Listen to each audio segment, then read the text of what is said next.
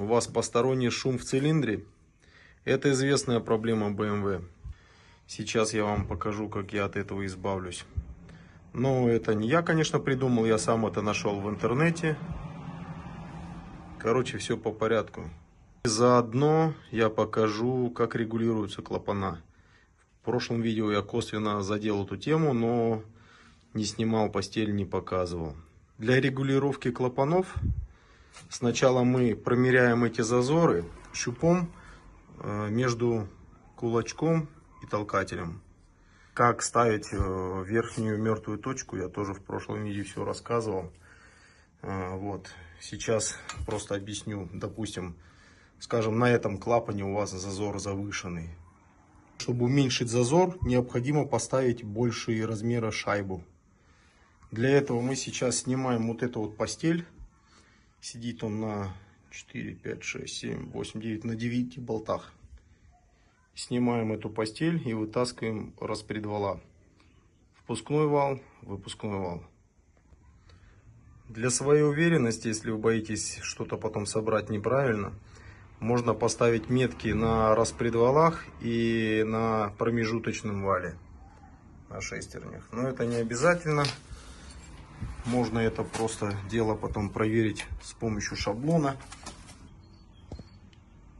Вот эти валы, они должны быть параллельно друг другу. Вот так шаблон на него надевается. Значит, все правильно. Так, снимаю эту постель. Так. Это пока в сторону. Мы сейчас говорим про вот этот клапан. Допустим, у нас здесь завышенный зазор. И нам надо туда шайбу большего размера поставить. Поднимается вот этот хэбль. И под ним находится вот эта вот шайба. С помощью магнита мы ее вытаскиваем. Так, магнитик беру. Вот, с помощью магнита, так, мы ее достаем. Соответственно, замеряем ее размер и ставим более подходящую. Если завышенный зазор, надо будет чуть толще поставить. Если зажато, то надо будет поставить потоньше. Так, про зазоры я уже говорил. То есть впускные клапана у нас идет от 0,1 до 0,17. Выпускные клапана от 0,34 до 0,41. Теперь откуда берется этот нехороший, неприятный звук? Вытаскиваем сейчас промежуточный вал, и я все покажу. Обязательно не забываем выкрутить натяжитель цепи, чтобы ослабить цепь. Выкручиваем вот этот вот болт. Затем, чтобы вытащить этот палец, на котором вращается этот вал, можно засунуть отвертку. Вот так. И потихонечку его вытягиваем. Вот. Сейчас у нас эта шестерня упадет. Так. Так, мне одной рукой неудобно. Сейчас я скину цепь, вытащу его и покажу дальше. Так, ну вот этот палец, на котором вращается промежуточный вал. У некоторых разбиваются игольчатые подшипники. Получается, засовываешь и проверяется на люфт. Тут у меня тоже все хорошо, люфта нету. И самая первая причина — это вот это вот посадочное гнездо. Со временем оно разбивается. Постоянно идет нагрузка на этот вал. Посадочное гнездо разбивает в разные стороны. Не знаю, почему BMW так придумала. Не поставили сюда какой-нибудь подшипник или втулку.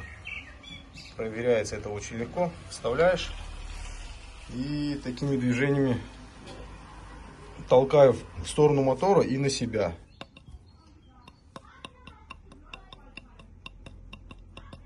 Надеюсь, на видео слышно. Тут появился зазор. И как я изначально сказал, как оно решается. Ровно посередине надо наметить, просверлить дырку, нарезать резьбу на 4 миллиметра, подтянуть, получается, этот палец, чтобы он не шатался. Тем самым здесь пропадает стук. Вот я сейчас наметил, где я буду просверливаться. Для тех, кто будет себе тоже метку ставить, чтобы вы не вывешивали, не высчитывали эту середину. Так, где мой что? Циркуль. А вот. Сразу вам скажу, может быть, вам это тоже понадобится. Толщина стенки 8 миллиметров. Значит, ровно посередине это будет 4 миллиметра. Затем, чтобы выйти ровно на центр нашего пальца, я от верхней дырки, от края до сюда отступил ровно 19 миллиметров. Тем самым я точно попадаю на центр. Все, сверлю сверлом на 3,2 миллиметра и нарезаю 4-миллиметровую резьбу. Не забываем максимально все защитить от стружки. Вот я туда в посадочное гнездо напихал тоже полотенце. Ну и максимально все дырочки заклеил.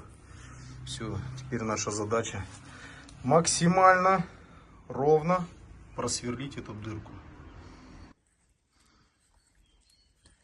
Так, вот сейчас видно, что я попал максимально по центру. Все идеально. Убираем всю стружку, смотрим, чтобы внутри не осталось заусенцев. Ну и помываем все хорошенечко.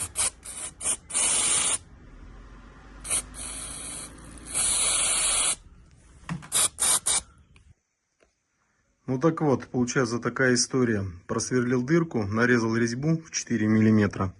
Туда я закрутил Маденшрауба. Вот такой вот.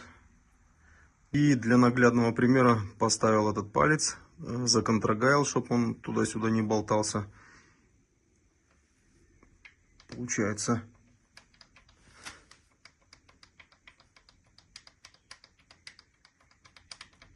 Вот, слышно, да, звук от разбитого посадочного гнезда.